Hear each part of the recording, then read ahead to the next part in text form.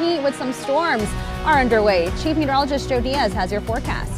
That's right, Darlene. We see the hazy skies out there right now, but not as active as this time yesterday when we had a few showers and thunderstorms rumbling over parts of the Albuquerque area, but above normal temps. That'll be with us for much of the 7-day forecast, along with some isolated gusty storms, but temperatures will slowly ease in eastern parts of the state where the blazing heat has been just really rough, but it looks like it'll be only brief and then start to increase yet again. All right, high pressure is pushing to the east of the area. You can see the moisture wrapping away from it, and there's another area of low pressure that will work on in and feed this moisture over parts of the state for tomorrow, especially central and eastern sections of New Mexico. Meanwhile, this area of high pressure, which has been making it very hot throughout much of eastern and southern parts of New Mexico, will scoot a little bit more to the east tomorrow, so the heat will ease just a little bit over the next few days over eastern parts of New Mexico, and then it looks like it'll start to build back in as we get deeper into the 7-day forecast. I'll show you that coming up in just a bit. All right, as far as the showers and thunderstorms, the area in the green, that's where it would happen for tomorrow.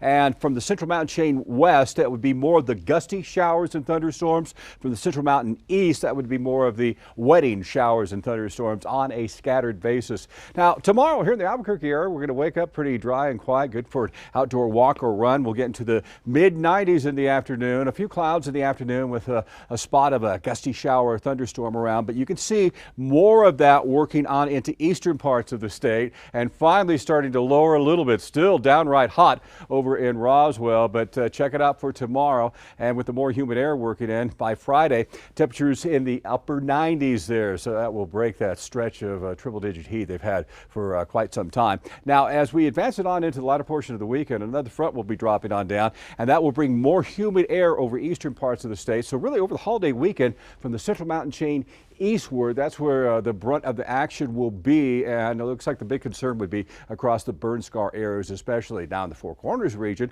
We're looking at dry skies with temperatures in the lower to middle 90s, and look at temperatures increase again as we get deeper toward the 4th of July. Southwest will have, this would be one of the drier areas of the state. As we look, you can see temperatures in the 90s all the way through the Silver City area with very hot conditions across some of the lower elevations as well. 83 in Ruidoso, 98 in Alamogordo, but showers and thunderstorms to the Central Mountain chain scattered into northeastern parts of the state and the eastern plains, and then we see temperatures lower, a few more showers and thunderstorms Sunday and Monday, and then as it dries out, temperatures start to increase yet again. Not as bad as what the stretch that they've been on for the past 10 days, but temperatures in the 80s throughout northeastern parts of New Mexico, so some spotty showers and thunderstorms for tomorrow, but definitely pick it up with a surge of moisture working in as we get into the weekend, into early next week, and of course that would be concerned for some of the burn scar areas of northern New Mexico, so keep that in mind over this upcoming long holiday weekend. 83 in Taos, a spot gusty shower thunderstorm around Santa Fe, drier Friday and Saturday,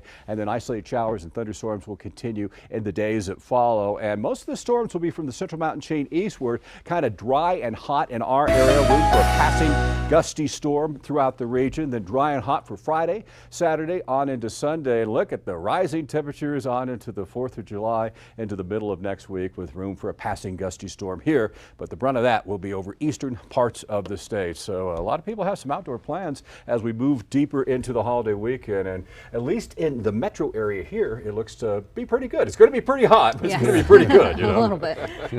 Nice and toasty, Joe. Thank you.